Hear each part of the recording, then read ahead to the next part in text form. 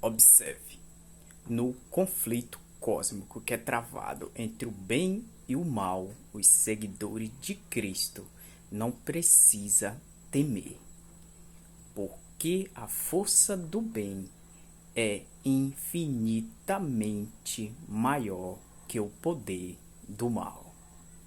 Reflitam, se possível, compartilhe. Na voz do pastor Gilson Brito, este dia com Deus.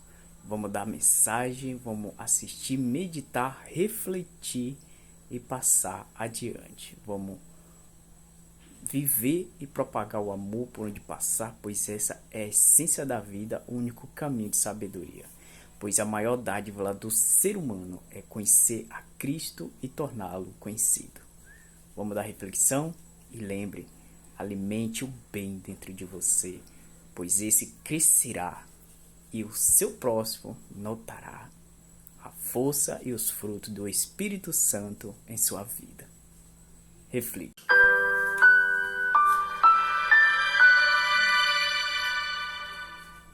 Olá, tudo bem por aí?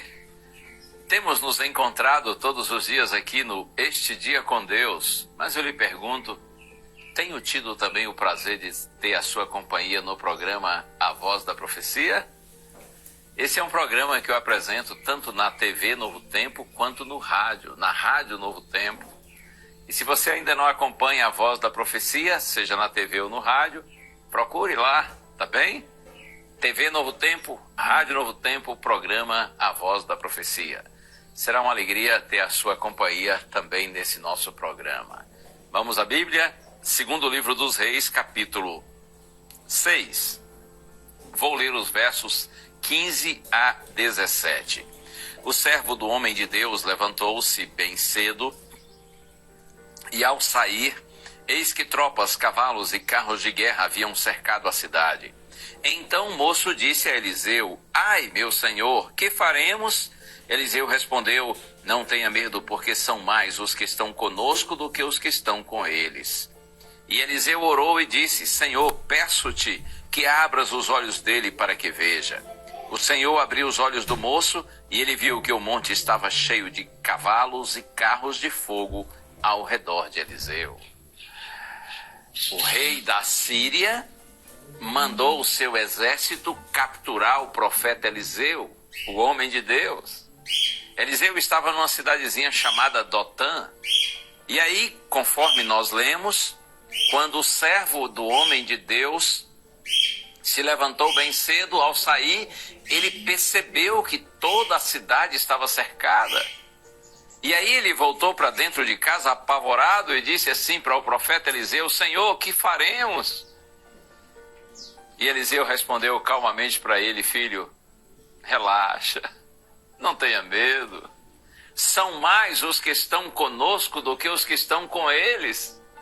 E eu imagino que nessa hora o moço deve ter pensado assim: tadinho do profeta. De tanto que ele ora, que ele pensa em Deus, ele já está vivendo fora da realidade. Ele vive no mundo da lua. Ele está dizendo que são mais os que estão conosco do que os que estão com eles. Ora, só estamos nós dois aqui. E o exército sírio está aí como leões famintos, prontos para nos devorarem. E agora, o que faremos? São mais os que estão conosco do que os que estão com eles. E aí diz a Bíblia que Eliseu orou e pediu a Deus que abrisse os olhos do moço para que ele pudesse ver. E ele viu que o monte estava cheio de cavalos e carros de fogo ao redor de Eliseu. Significa que os anjos poderosos de Deus estavam presentes. Eliseu pediu a Deus que desse àquele moço a mesma visão que Deus já tinha dado para ele. A cortina que separa o mundo visível do invisível foi por algum instante removida. E aquele moço também pôde ver a presença de Deus, dos anjos de Deus ali, para cuidarem do profeta Eliseu.